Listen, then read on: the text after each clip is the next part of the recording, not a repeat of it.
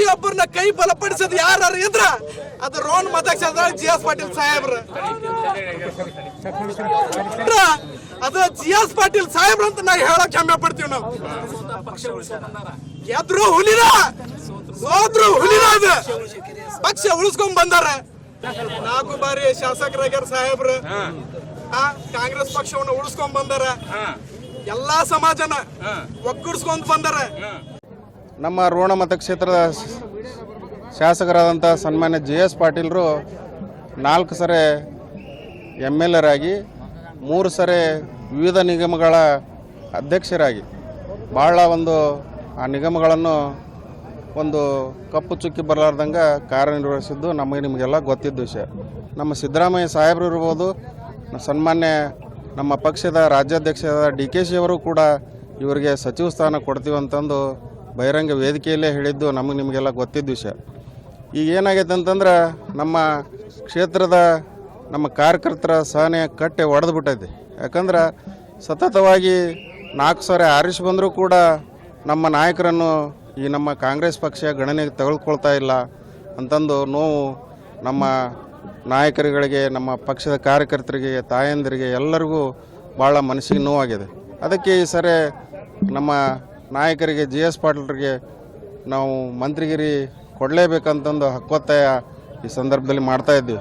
ಮೊನ್ನೆ ನಡೆದಂಥ ನಮ್ಮ ಗಜೇಂದ್ರಗಢದಲ್ಲಿ ನಮ್ಮ ಕಾಂಗ್ರೆಸ್ ಮಿತ್ರರು 3 ಜನ ಮಿತ್ರರು ತಾವು ಡೀಸೆಲ್ ಹಾಕ್ಕೊಂಡು ತಾವು ಆತ್ಮಹತ್ಯೆ ಮಾಡಿಕೊಳ್ಳೋ ಯತ್ನನೇ ಮಾಡಿದರು.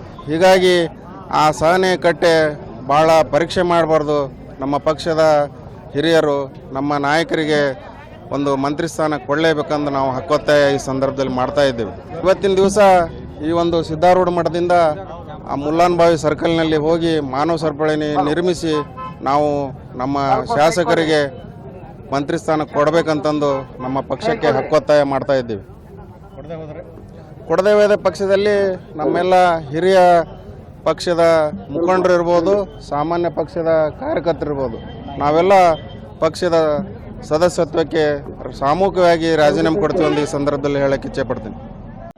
ಮಾನ್ಯ ಸರ್ಕಾರಕ್ಕೆ ನಮ್ಮ ರೋಣ ತಾಲೂಕಿನ ಎಲ್ಲ ಕಾಂಗ್ರೆಸ್ ಪಕ್ಷದ ಕಾರ್ಯಕರ್ತರ ವಿನಂತಿ ಏನಂದರೆ, ಸುಮಾರು 40-50 ವರ್ಷಗಳ ಕಾಲ ಕಾಂಗ್ರೆಸ್ ಪಕ್ಷದಲ್ಲಿರುವಂಥ ಮಾನ್ಯ ಶ್ರೀ GS ಪಾಟೀಲ್ ಅವರು ಅವಿರತವಾಗಿ ಹೋರಾಟ ಮಾಡಿ ಕಾಂಗ್ರೆಸ್ ಪಕ್ಷವನ್ನು ಬೆಳೆಸಲಿಕ್ಕೆ ಮತ್ತು ಕಾಂಗ್ರೆಸ್ ಸರ್ಕಾರವನ್ನು ಅಧಿಕಾರಕ್ಕೆ ಬರಲಿಕ್ಕೆ ಅವರು ಬಹಳಷ್ಟು ಪರಿಶ್ರಮ ಪಟ್ಟಿದ್ದಾರೆ.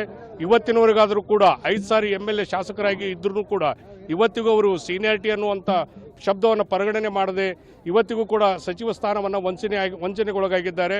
ಒಂದು ವೇಳೆ ಸಚಿವ ಸ್ಥಾನವನ್ನು ಕೊಡದೇ ಇದ್ದ ಪಕ್ಷದಲ್ಲಿ ನಾವೆಲ್ಲ ಪದಾಧಿಕಾರಿಗಳು, ಕಾಂಗ್ರೆಸ್ಸಿನ ಎಲ್ಲ ಪದಾಧಿಕಾರಿಗಳು ಸಾಮೂಹಿಕ ರಾಜೀನಾಮೆ ಕೊಡೋದ್ರ ಮೂಲಕ ಕಾಂಗ್ರೆಸ್ ಪಕ್ಷಕ್ಕೆ ಇದು ಒಂದು ಎಚ್ಚರಿಕೆ ಗಂಟೆಯನ್ನು ನೀಡ್ತಾ ಇದ್ದೀವಿ. ಅದಕ್ಕೆ ದಯವಿಟ್ಟು ಮಾನ್ಯ GS ಪಾಟೀಲ್ ಸಾಹೇಬರಿಗೆ ಸಚಿವ ಸ್ಥಾನವನ್ನು ಕೊಡಲೇಬೇಕಂತೇಳಿ ನಾನು ವಿನಂತಿ ಮಾಡ್ಕೊತಾ ಇದ್ದೀನಿ. ಎಚ್ಚರಿಕೆಯನ್ನು ಕೊಡ್ತಾ ಇದ್ದೀವಿ ಸರ್ಕಾರಕ್ಕೆ, ಕಾಂಗ್ರೆಸ್ ಪಕ್ಷ ಸರ್ಕಾರಕ್ಕೆ. ಯಾಕಂದ್ರೆ ಇಲ್ಲಿವರೆಗೂ ತಾವು ಸಚಿವ ಸ್ಥಾನವನ್ನು ಕೊಡ್ತೀನಿ ಅಂತೇಳಿ ನಂಬಿಸಿ ಇಲ್ಲಿವರೆಗೂ ಯಾವುದೋ ಸಚಿವ ಸ್ಥಾನವನ್ನು ಕೊಟ್ಟಿಲ್ಲ. 25 ವರ್ಷ ಶಾಸಕರಾಗ್ಯಾರ, ಸೀನಿಯರ್ ಆಗಿ ಕೆಲಸ ಮಾಡ್ತಾ ಇದ್ದಾರೆ. ಗದಗ ಜಿಲ್ಲೆಯಲ್ಲಿ ಅದು ರೋಣ ತಾಲೂಕಿಗೆ ವಿಶೇಷವಾಗಿ ಅನ್ಯಾಯ ಆಗ್ತಾ ಇದೆ. ಅದಕ್ಕೆ ಈ ಹೋರಾಟವನ್ನು ಮಾಡ್ತಾ ಇದ್ದೀವಿ.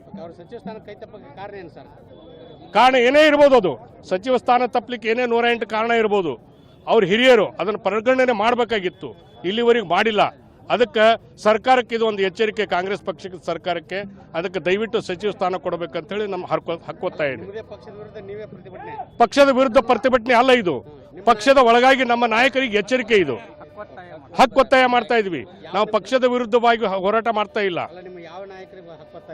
ಇದನ್ನು ಎಲ್ಲ ಮಾನ್ಯ ಸಿದ್ದರಾಮಯ್ಯ ಸಾಹೇಬರಾಗಿರ್ಬೋದು, ಮಾನ್ಯ DK ಶಿವಕುಮಾರ್ ಸಾಹೇಬರಾಗಿರ್ಬೋದು ಸಚಿವ ಸ್ಥಾನವನ್ನು ಕೊಡ್ತೀವಿ ಅಂತ ತಿಳ್ಕೊಂಡು ಮೊನ್ನೆ ಸಿದ್ದರಾಮಯ್ಯ ಸಾಹೇಬರು ಇಲ್ಲಿ ರೋಣ ಕಾರ್ಯಕ್ರಮ ಬಂದಾಗ ಹೇಳಿದರು, ಮಾನ್ಯ GS ಪಾಟೀಲ್ ಸಾಹೇಬರು ಸಚಿವ ಸ್ಥಾನಕ್ಕೆ ಅರ್ಹರಿದ್ದಾರೆ, ಅದಕ್ಕೆ ಅವ್ರಿಗೆ ಕೊಡಲಿಕ್ಕೆ ಅಡ್ಡಿ ಇಲ್ಲ ಅನ್ನುವಂಥ ಮಾತನ್ನು ಕೂಡ ಹೇಳೋಗ್ಯಾರ.